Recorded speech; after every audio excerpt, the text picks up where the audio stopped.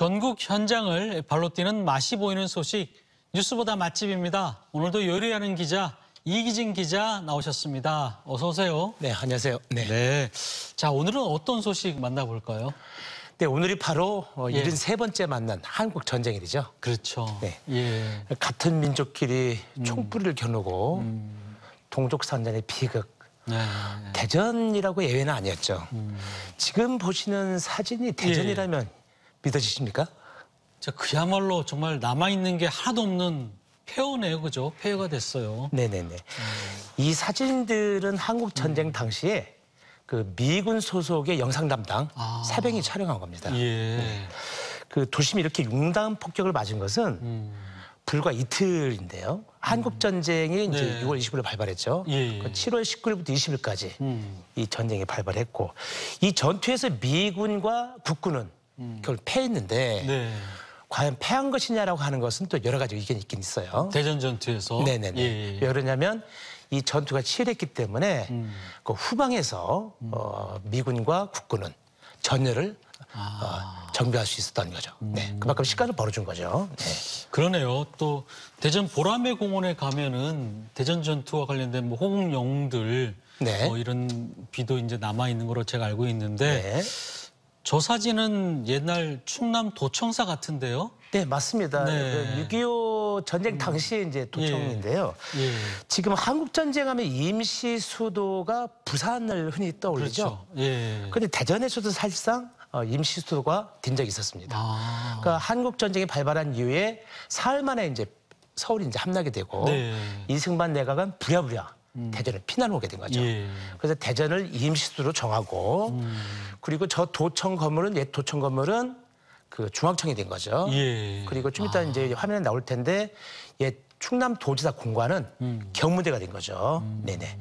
그래서 오늘 이렇게 대전 곳곳에 남아 있는 전쟁의 흔적들을 한번 찾아가 보려고 합니다. 그날의 역사 속으로 함께 가보시죠.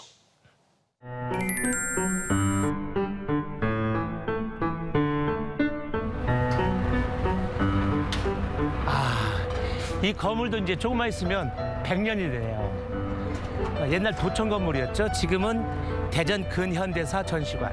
6.25 전쟁 때 서울을 뺏긴 이승만 정부는 이곳으로 중앙청을 옮기죠, 사실상. 그러니까 대전 수도가 된 거죠. 그리고 임시 육군본부로도 사용되고 이 건물은 1930년도 공주에서 대전으로 이전한 이후에 일제강점기, 6.25 전쟁, 민주주의, 현대사에 이르기까지 과거와 현대가 고스란히 담겨져 있는 곳이에요. 어떤 내용이 있는지 한번 들어가 보겠습니다.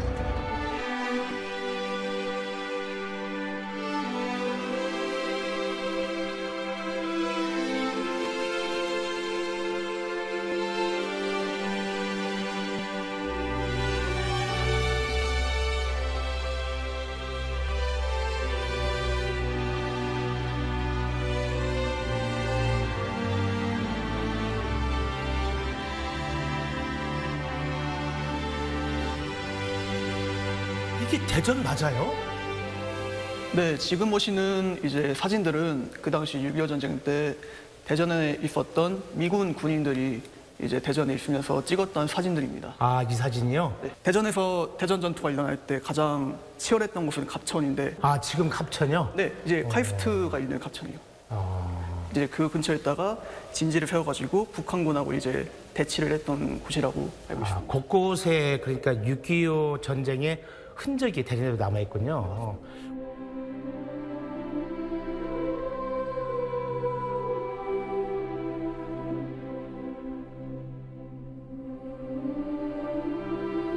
대전이 6.25 전쟁 때 그렇게 치열했다니 이해가 안 가요. 가면서 이건 뭐죠? 빨간 부분이 많이 보이시죠? 네. 이게 6.25 전쟁 당시에 대전에 이제 북한군이 올 때 여기 빨간 부분이 다 북한군이 다 파괴를 한 곳이에요. 이렇게 많이나?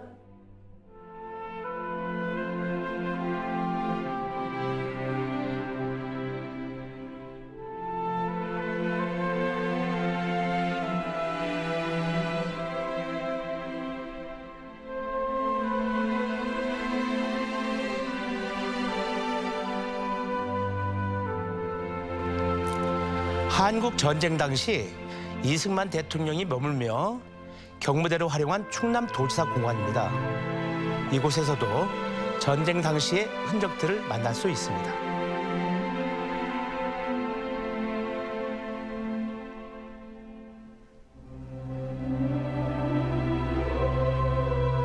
태미홀에는 6.25 때 그 임시 정부가 있었던 곳이에요. 경무대가 5일 동안 이승만 대통령이 여기서 직무를 보면서 계셨던 곳입니다. 그래서 국민 여러분 안심하셔도 됩니다라고 하는 방송을 했던 곳이고, 예, 그래서 저희들이 5일간의 그 기록들을 날짜별로 이렇게 해서 정리를 해놓은 전시입니다. 친애하는 시민 여러분, 아군은 이미 의정부를 탈환했습니다.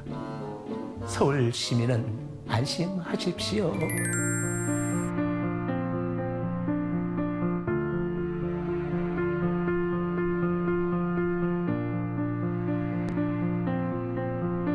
도심 한복판을 지키고 있는 오래된 건축물이 있습니다. 옛 대전 형무소 막루입니다.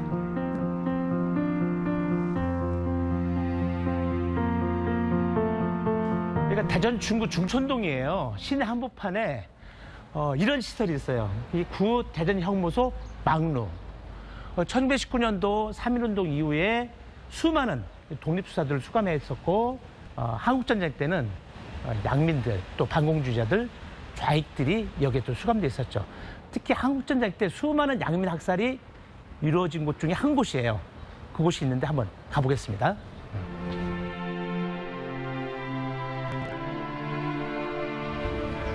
아, 여기구나.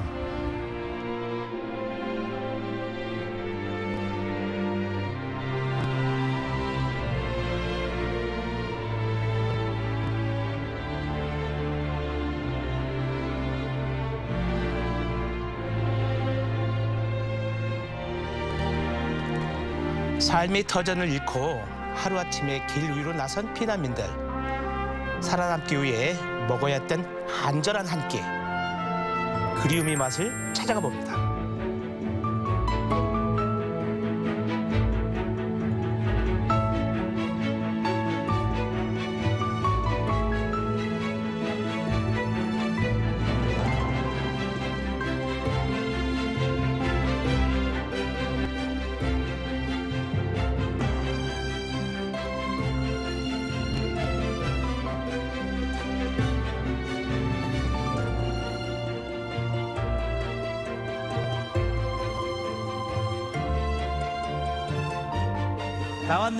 나왔네. 자, 이거 만두입니다. 예. 자, 이것은 와. 개천만두, 네. 이건 튀김만두. 개천 김치만두. 예. 근데 예전에 이 북한에서 피난 오신 할머니가 계셨다고 그러던데 지금 어디 계세요? 도와줬지, 백옥실 할머니. 아, 맞아. 백옥실 할머니가. 그리고 따님도 하셨는데. 안금녀. 일사후퇴 때 할머니가 넘어오셨대. 네. 그런데 누구세요? 그런데? 저는 이제 그렇게 갖고 그 할머니 밑에서 이제 주방에서 일했지. 아, 그러면 70년 역사가 예. 된 만두집에서 일하시다가 여기를 인수하신 거군요. 이거 40년이 넘었어요. 이 만두하고? 만두하고? 만두하고.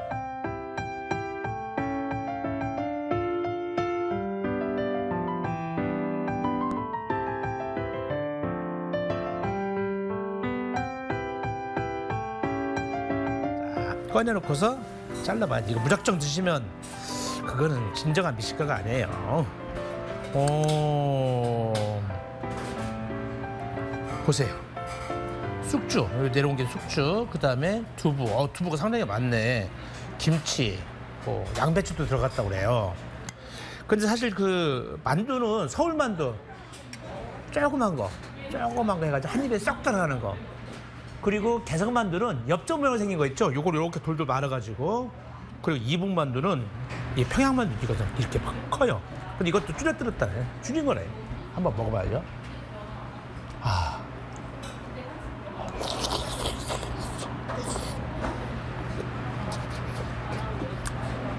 바로 이 맛 때문에. 슴슴한 맛. 강하지 않아. 그 다음 막 기름지지도 않고 충격적이지도 않아. 그냥 부드러우면서 깊은 맛. 이북식. 뭔가 두부가 한 70% 정도 차지한 것 같아요. 그래가지고 아주 담백한 맛이 있어요. 그리고 진짜 육수가, 만둣국 육수가 굉장히 담백해요. 그러니까 군더더기 기름 같은 거 있죠? 막 이렇게 응고됐을 때 막 이렇게 위에 붕붕 뜨는 거 이런 거 하나도 없을 것 같아요. 깨끗하네. 응? 아마 주인의 마음도 깨끗한 걸까? 그리고 이 달걀 노랗게 푸른 달걀물, 계란물 이러죠? 요것은 이 음식을 좀 부드럽게 하는 효과도 있지만 이게 진짜 비주얼상으로 이제 끝내주거든요. 굉장히 푸짐해 보여.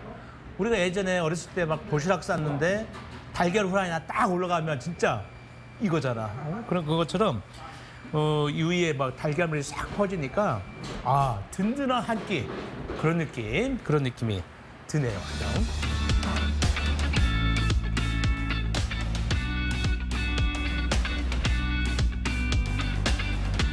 자, 요거는 이게 튀김만두.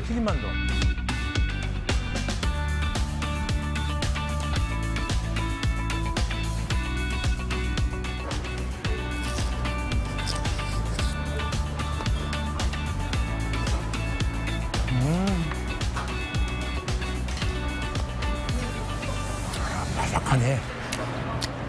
안은 촉촉하고 부드러운 게.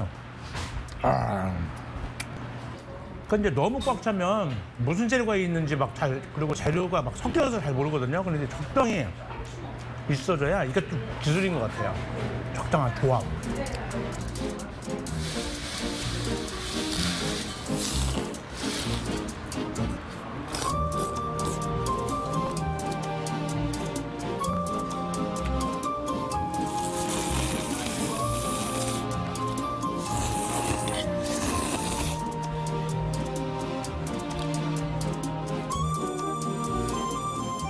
(6.25) 73주년 맞아가지고 대전의 곳곳에 이제 전쟁의 흔적들을 훑어봤는데, 그리고 또 뉴스보다 맛집이니까 이 음식도 이왕이면 6.25가 관련되어 있는 테마가 있는 음식 선택을 해봤어요. 참 그 전쟁으로 인해서 고향을 버리고 이 대전에 온 수많은 피난민들이 이 음식을 먹으면서 얼마나 또 고향을 그리워했을까요? 어머니가 해주던 그 음식 정말 가슴 아프게 먹었을 겁니다, 아마. 오늘 또 앞으로는 진짜 이 땅에서는 더 이상의 전쟁이 없는 그런 미래가 됐으면 좋겠네요.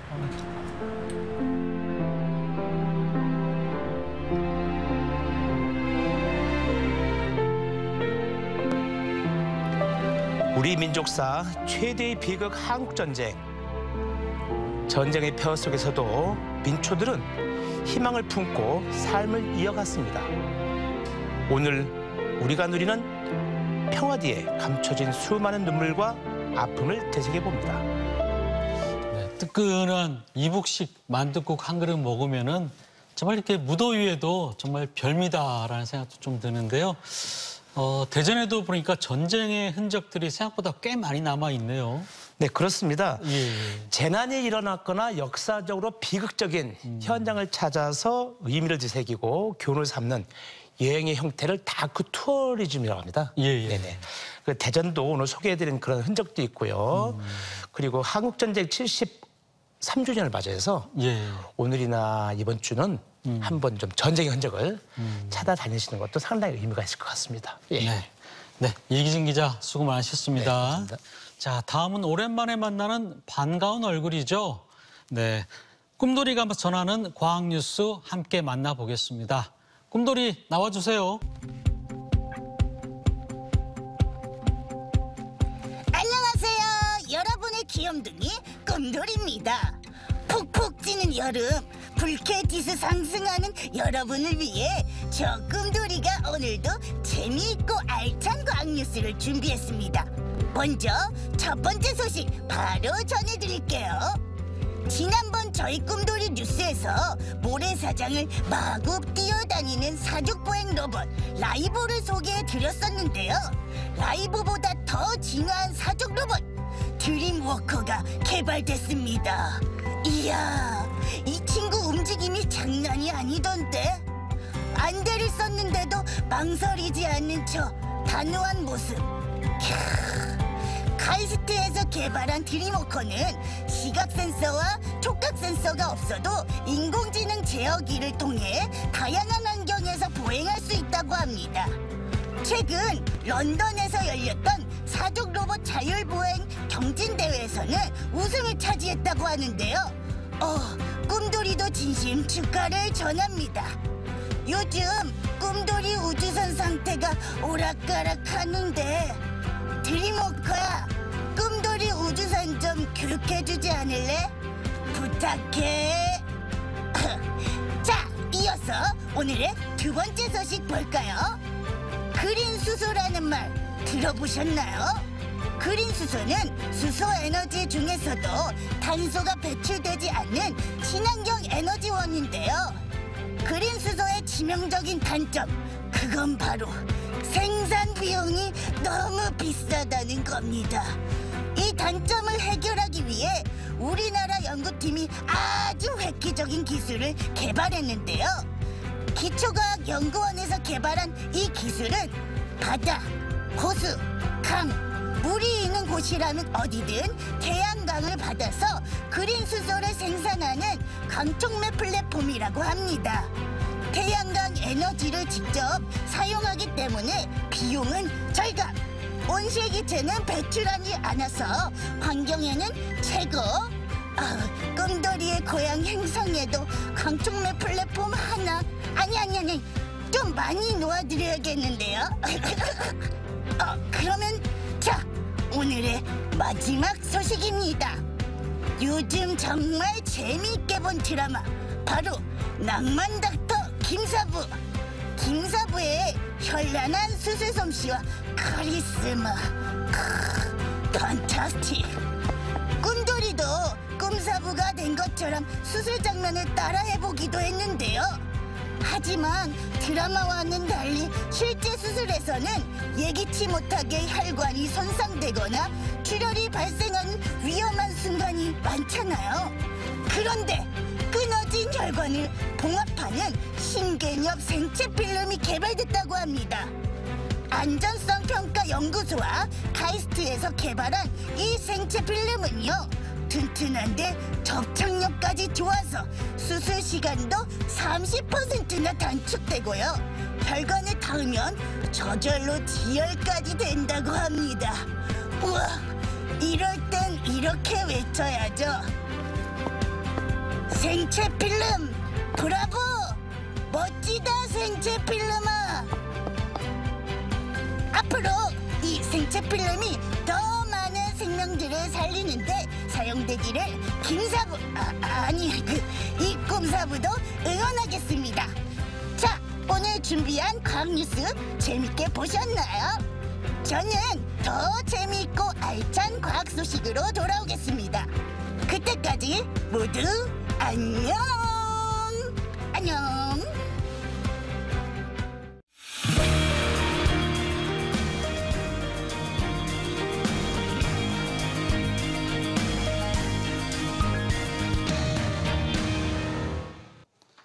총선까지 이제 300일이 채 남지 않았습니다. 여야의 말 한마디, 행동 하나에 표심이 흔들릴 수 있기 때문에 총선 레이스에선 모두의 촉각이 곤두설 수밖에 없는데요. 정치권 모두 개혁과 혁신이라는 이름으로 발등에 불이 떨어졌습니다. 오늘 이슈 토론 시간에는 이번 주 정치권과 지역을 달군 주요 이슈들과 민심의 향배를 체크해 보겠습니다. 먼저 함께 토론해 주실 분들 소개해 드립니다. 네, 박수현 전 국민소통수석 함께했습니다. 어서 오세요. 안녕하십니까? 네, 국민의힘 조수연 대전 서구갑 당협위원장 나오셨습니다. 안녕하세요. 안녕하세요. 네, 수능을 5달 앞두고 윤석열 대통령이 학교 수업만 따라가면 문제를 풀 수 있도록 출제하라고 지시를 하면서 찬반 양론과 논란이 커지고 있습니다. 먼저 윤 대통령의 수능 발언 어떻게 보시는지부터 좀 들어보겠습니다. 네, 박수정님부터 얘기 좀 들어볼까요? 네. 예, 이제 교육 개혁을 하고 또 이런 뭐 학생들이 쉽게 수능을 보고 뭐 이런 것들 방향은 저는 맞다고 봅니다. 그리고 그런 것들을 추구해 왔죠. 그러나 지금 수능이 140여일밖에 남지 않은 상황 아닙니까? 이런 상황에서 대통령께서 말씀 한마디 하신 것을 가지고 지금 교육 현장이 그야말로 속된 표현으로 이야기하면 쑥대밭이 되었고 학생들이 불안감, 부모들이 공포 이런 것들이 있단 말입니다. 도대체 무엇을 하자는 것이냐 이런 것이죠. 우선 첫째 오락가락하는 정책이 문제입니다. 처음에는 이것이 소위 킬러 문제 조항과 문항과 관련된 난이도 조절이 문제를 말씀을 하셨어요. 그러다가 갑자기 또 사교육 근절까지 이야기를 하시고 지금은 공교육 경쟁력 강화까지 지금 이야기를 하고 계신데 도대체 어떤 말씀을 하시고자 하는 것인지가 지금 명확치 않습니다. 목표가. 그다음에 난이도 조절 문제만 해도 처음에는 학교 수업 내에서 출제해야 된다라고 했다가 교과 과정 내 출제였다고 했다가 지금은 바로 오늘 뭐 이야기를 하겠습니다만 킬러 문항을 배제하는 것으로 이야기가 막 섞여 있어요. 그러니 혼란이 더한 것이죠. 자, 그리고 이 대입 관련한 제도는 잘 아시겠습니다만 고등교육법에 보면 이런 어떤 혼란을 방지하기 위해서 최소 4년 전 예고제라는 게 있어요. 그래야 학생들이 적응하고 준비할 것 아니겠습니까? 그런데 수능을 140여일 앞둔 와중에서 이렇게 엄청난 발언을 대통령을 입을 통해서 갑자기 했다는 것, 이 교육 현장의 혼란, 이것이 지금 큰 문제입니다. 네. 네.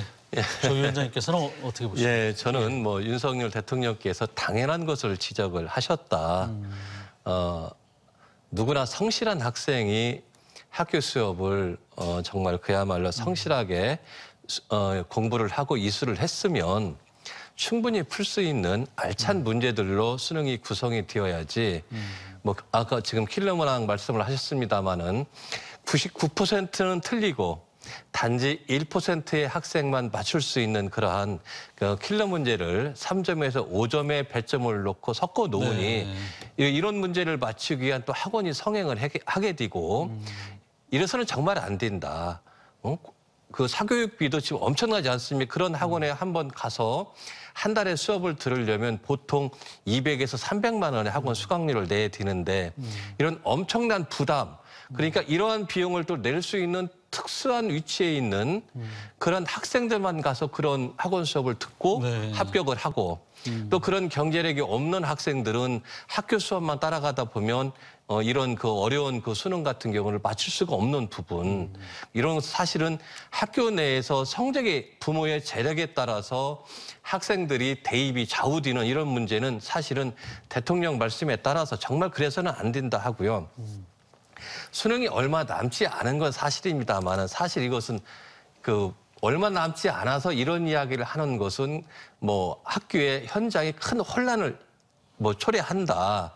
이런 비판도 있습니다만 이건 사실은 학원 카르텔의 논리일 뿐이지 사실은 그렇지 않습니다. 왜냐하면 그 쉽게 내던 수능, 킬러 문항이 없는 수능을 대통령의 말 한마디로 수능을 어렵게 내고 킬러 문항을 새로 삽입을 하면 그야말로 큰 혼란이 나겠지만 그런 것을 쉽게 킬러 문항을 삭제해서 누구나 성실하게 학교 수업을 이수한 학생들은 풀 수 있는 그러한 문제를 내라 하는 것은 이것을 왜 이게 지금 그 수능 현장에서 어떤 혼란이 생길 것인지가 사실 납득이 안 되는 이야기거든요. 그래서 수능은 정말 학교 수업을 성실하게 배운 학생들이 충분히 풀 수 있는 그야말로 1%만 맞추고 99%는 다 틀리는 그러한 속칭 킬러 문항 같은 건 없어야 된다. 아주 당연한 대통령의 지적이라고 저는 생각을 합니다. 저는 그 킬러 문항의 배제라는 거 좋습니다. 동의할 수 있어요. 그런데 그것을 배제함으로써는 부작용을 말씀을 대책이 없는 게 문제라는 것입니다. 자, 시험은 기본적으로 변별력을 갖기 위해서 시험을 치른 것 아니겠어요? 그리고 모든 대학은 아주 우수한 인재들을 영입하기 위해서 변별력을 요구하고 있어요. 그렇다면 지금 킬러 문항을 없앤다면 지금 벌써 학원가의 준 킬러 문항이라고 하는 것에 지금 안내가 지금 뭐 난리라는 것 아닙니까? 변별력을 갖기 위해서 그런 것이죠. 그리고요.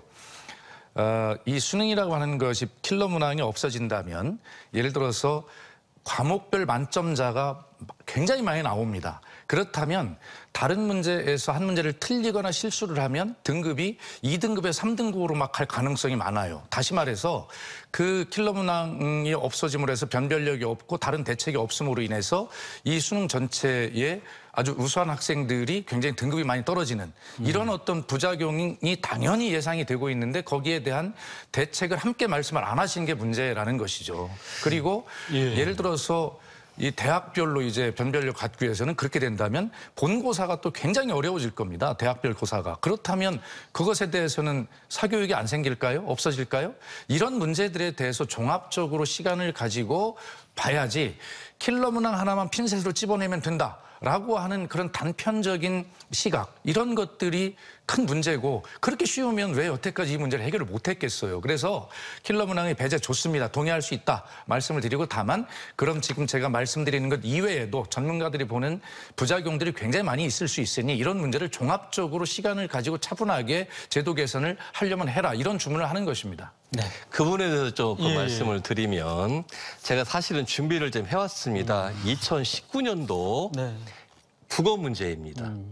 2019년도 국어 문제인데 제가 지문을 너무 길어서 일부만 지금 가지고 왔는데 여기 보면은 이게 국어 문제인지 과학 문제인지 알 수도 없을 뿐만 아니라 지금 3점 배점인데 부피 요소, 부피와 밀도, 질량, 만유 인력, 뭐 밀도 이런 거 이게 지금 이게 1분 40초에 풀어야 되는 이런 것들은 특별히 훈련받지 않은 극소수의 상위권 학생들 부모가 재력으로 뒷받침해주는 그래서 한 달에 200만 원, 300만 원 드는 고액과외를 소화할 수 있는 학생들만 간신히 맞출 수 있는 문제입니다.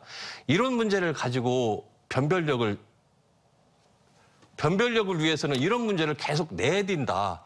그런 논리라면 절대로 있을 수는 없는 얘기고 사실 그 변별력 문제는 사실 이런 문제 가지고 99%의 학생들은 틀리게 하고 1%의 학생들만 뽑아내는 그런 핀셋 변별력이 무슨 학생들한테 교육적 효과가 있겠느냐. 그거 사실 한번 생각해 볼 문제고요. 그래서 변별력이 그렇다면 과연 어떻게 할 것이냐. 사실은 이런 그 정말 킬러 문제 말고 정말 많은 그 출제위원들이 노력을 해서 교과서 내에서 공교육의 범위 내에서 알차고 체계화된 문제를 개발을 해서 그런 문제를 변별력을 해야 되고 또 한 가지 수능 점수 가지고 지금 대학을 전부 다 가는 그런 시대가 아닙니다.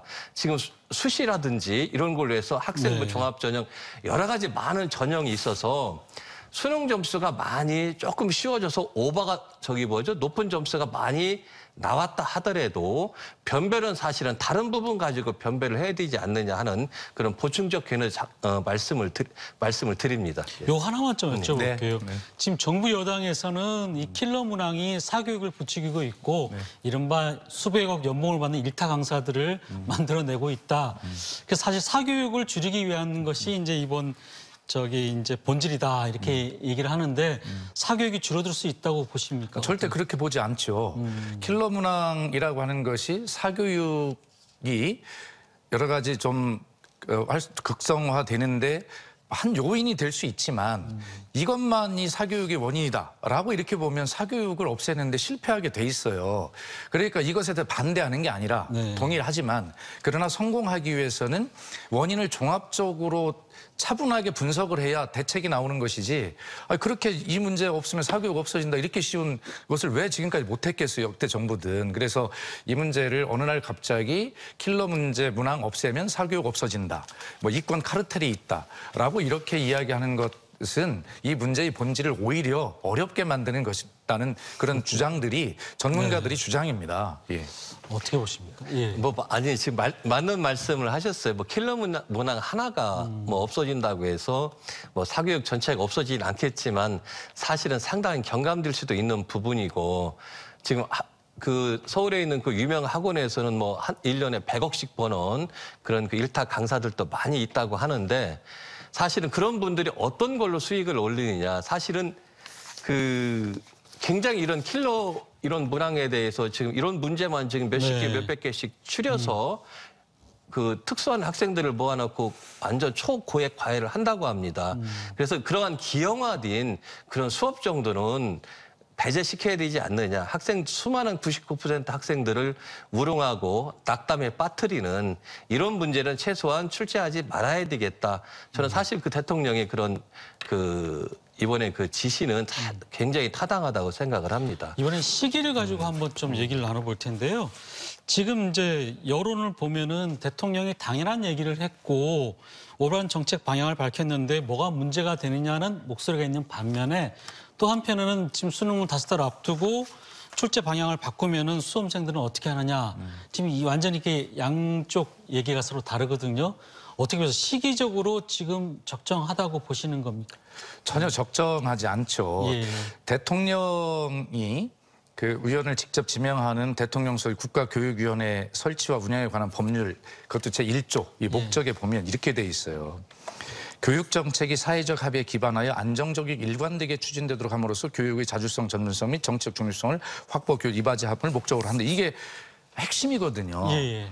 그렇기 때문에 계속 말씀드리지만 이 교육 문제의 원인은 다양한 원인들이 또 이해관계들이 얽혀있기 때문에 생기는 것이고 그만큼 해결이 어려운 것인데 단편적인 하나의 원인을 제거하면 이것이 해결된다라고 생각하고 그것을 시기적으로도 굉장히 급박하게 하는 이 자체가 이 문제의 본질에 대한 이해가 부족한 것이다. 저는 그렇게 주장을 하는 것입니다. 그래서 대통령이 무슨 수사 등을 통해서 교육 전문가다 이렇게 여당에서는 옹호를 하던데 그렇게 될 일이 아니죠. 그래서 이 문제를 국가교육위원회 설치 목적에 나와 있는 그대로 그렇게 해야 되고요. 아까도 말씀드렸지만 특히 대입 제도 같은 것은 4년 전에 이미 예고가 되도록 하는 것을 법령화한 것도 바로 그런 안정성 때문에 그렇거든요. 그래서 이 문제는 대통령께서 저는 빨리 처리하는 것이 좋다. 그것도 누구를 시켜서 해서는 안 되고 대통령께서 권위 있게 스스로 내가 판단이 좀 잘못됐다. 이번 수능은 이렇게 하고 그다음에 장기적으로 이런 대책들을 한번 논의를 해나가자. 이렇게 말씀하시는 것이 지금 교육 현장의 혼란을 잠재우는 가장 빠른 길이라고 저는 생각을 합니다. 근데 지금이라도 안 하면은 또 킬러 문항이 나오지 않겠느냐. 또 이렇게 얘기하는 분들 또 있으니 그러니까요. 참 이게 쉽지 않은 대통령께서 옳은 방향을 제시했는데 지금 그걸 처리한다는 것은 있을 수 없는 일이고요. 사실은 이게 지금 어떤 수능에 대한 제도를 바꾸는 게 아닙니다. 제도는 모든 게 다 똑같은데 정말 수험생들을 우롱하는 그러한 정말 패배 문제를 꽈서 출제자뿐만 아니라 다른 대학 교수도 풀지 못하는 그런 문제를 내놓고 이 문제 가지고 변별력을 하겠다. 이것은 사실은 학원 이익을 사실은 대변하는 논리죠. 그래서 이래서는 안 된다. 대통령은 사실은 어떤 제도를 바꾸는 게 아닙니다. 있는 제도 아래에서 문제만 수험생을 우롱하지 않는 그러니까 공교육을 성실하게 배운 학생은 풀 수 있는 문제로 수능을 구성을 해라. 그런 취지입니다. 알겠습니다. 예. 다음 주제 좀 넘어가겠습니다. 네, 지난 20일에 글로컬 대학 예비 지정 발표가 있었습니다. 2026년까지 이 지방대 30곳을 글로컬 대학으로 지정해서 학교당 1,000억 원씩 지원하겠다는 사업인데요. 지역 대학에서는 이 사업에 빠지면은 사실상 존립이 어렵다 해서 이제 목숨 걸고 정말 도전하고 있습니다. 그런데 충남에서 유일하게 순천향 대학만 포함이 됐고 대전에서는 9개 대학이 지원했는데 한 곳도 선정되지 못했습니다. 심지어 지역 거점 국립대인 충남대와 또 한밭대도 떨어졌는데요. 자, 이 결과 어떻게 보시는지 우리 당 위원장님께 좀 여쭤보겠습니다. 굉장히 아쉽게 생각합니다. 예. 대구 안 됐고 또 제주도 안 됐고 또 우리 대전도 이렇게 안 된 것 같은데 30개 대학을 글로컬 대학으로 선정을 하는데 이번에 예비 후보로 15개 대학을 선정을 해서 그중에 또 5개 대학은 나중에 또 탈락이 될 거고 최종적으로는 이제 10개 대학만 10개 대학만 선정이 될 거라서 앞으로 사실상 20개 대학이 지금 남아있는 형편이라서 우리 대전에 있는 대학들이 좀 더 분발을 해서 다음번에는 꼭 될 수 있도록 노력을 좀 해주셨으면 좋겠고 우리 지역 정치권이라든지 지역 시민들도 여기에 좀 힘을 합쳐서 우리 대전에서 다음번 선정 때는 좀 2개에서 3개 정도 될 수 있도록 좀 힘을 합쳤으면 하는 바람을 가지고 있습니다. 근데 이번에 강원권에서는 3개 대학이 됐고 예. 경북도 3개 대학이 됐는데 대전 인구가 훨씬 많고 이 대전, 세종, 충남은 한 교밖에 안 됐다는 게 이게 그래서 사실 지역 홀대 여론이 나오는 거거든요. 예, 그동안에 이제 교육부의 뭐 대학 지원 이런 네. 것들은 되게 기준이 있었죠. 그것은 지역 안배. 그다음에 뭐 전문대와 일반 대학의 뭐 구분 뭐 이렇게 네. 해서 기준들이 있어서 형평성 있게 하려고 뭐 노력을 해온 것이 일반적인 기준입니다. 지금 이번 정부의 선정은 그런 지역 안배나 이런 것들 없이 오로지 혁신성만 가지고 판단 처음이니까 해보려고 했다 이렇게 설명을 하고 있는데 그렇다고 해도 이 지방 소멸 시대에 이렇게까지 우리 대전, 충남, 충청이 이렇게 홀대받는 이러한 것들은 받아들일 수가 없는 것이죠. 자, 김태흠 도지사가 이렇게 설명해서 순천향대 선정이 된 것을 가지고 거의 결정 2, 3일을 임박해서 한 10번 정도 통화를 했다. 그래서 김태흠 지사의 노력으로 이것이 선정이 됐다라는 듯한 말씀을 하셨어요. 잘 하신 겁니다. 그렇다면 결과적으로 이것은 혁신성만 가지고 된 것이 아니라 김태흠 지사의 노력, 어떤 정치권의 입김 이런 거 가지고 충분히 작용했다 이렇게 알아들을 수 있는 거 아니겠습니까? 그렇다면 왜 우리 대전은 그런 것이 없었을까요? 충청권 전체는 왜 정치력을 발휘하지 못했습니까? 이렇게 질문할 수 있고요. 지난번 이 자리에서 우리 조 위원장과 토론을 한 기억이 있는데 우리 서산공항에 그 예타 심사대상 탈락을 했을 때 그때는 제가 점잖게 말씀드렸어요. 오늘 조 위원장처럼 다음에 더 노력해서 잘해보자. 그러나 오늘은 그렇게 이야기할 수가 없습니다. 벌써 지금 충청권 홀대라고 얘기하는 것이 서산공항뿐만이 아니고 육군산업학교 논산 이전 어떻게 됐습니까? 사실상 물 건너갔지요. 그다음에 혁신도시 공공기관 이전도 2기 지정 후에 성과 없이 제자리 걸음만 하고 있는 것이고 세종 격주 국무회의 지금 한다고 했다 지금 딱 3번 했습니다. 윤 대통령께서. 그리고 국회 세종의사당 건립도 지금 지지부진한 상태로 있어요. 이렇게 볼 때 이번 오늘만큼은 정말 이 충청권 홀대 아니냐라고 이야기를 할 수밖에 없고 비판할 수밖에 없고 그래서 이 문제를 제가 들어봤어요. 지역에 들어봤더니 그전에 우리 그런 거 있었잖아요. 충청도가 핫바지냐. 정말 그런 말 좋아하지는 않지만 그런 이야기를 감정적으로 심정적으로 느끼는 충청인들이 많은 것은 어쩔 수 없는 사실 아니겠습니까? 네. 지금 강원도 같은 경우는 뭐 예. 권성동 의원 포함해서 뭐 이른바 윤핵관들이 강원도에 많이 있어서 그래서 3개나 그 된 거 아니냐 이렇게 뭐 오해 아닌 오해를 받고 있는 상황인데 이 참 그렇게 따지면 어떡해요? 대구는 우리보다 인구도 100만 명이나 더 많고 그렇죠. 근데 네. 대구도 뭐 한 곳도 지금 이번에 선정이 안 됐기 때문에 네. 그쪽도 부글부글 하더라고요. 네, 그래서 이제 윤핵관 이야기는 너무 저기 정가에 뭐 그런 이야기고 사실은 아까도 말씀드렸다시피 뭐 충청 홀대론이라고 지금 예. 뭐 단정할 수도 없는 노릇이고 30군데 중에서 지금 인재 10개가 됐다, 20개가 남아 있다. 그래서 우리 박수현 그 수석님께서 더 힘을 합쳐 주셔서 다음번에 꼭 우리 대전에서도 2개에서 3개 정도 선정이 될 수 있도록 정말 힘을 합치는 것이 더 중요하다. 이것은 뭐 여당 야당 따지지 말고 우리 충청권 특히 대전권 모든 시민들이 대학과 연대를 해서 꼭 좋은 성과를 거둘 수 있도록 노력을 했으면 좋겠습니다. 네. 두 분 말씀 오늘 여기까지 듣도록 하겠습니다. 네. 네, 오늘 함께해 주셔서 고맙습니다. 예, 감사합니다. 네, 고맙습니다. 네, 수십억 사교육 스카웃을 거절하고 교단을 지키고 있는 EBS의 일타 강사 윤혜정 선생님이 아이들에게 이런 말을 했다고 합니다. 흔들릴 시간이 없다. 그냥 하던 대로 하면 된다. 본질은 변하지 않는다. 이렇게 말했다고 하는데요. 뉴스 크리에이터스 선 오늘 순서는 여기까지입니다. 네, 편안한 휴일 보내시고 저는 다음 이 시간에 다시 찾아뵙겠습니다. 네, 함께해 주신 여러분 고맙습니다.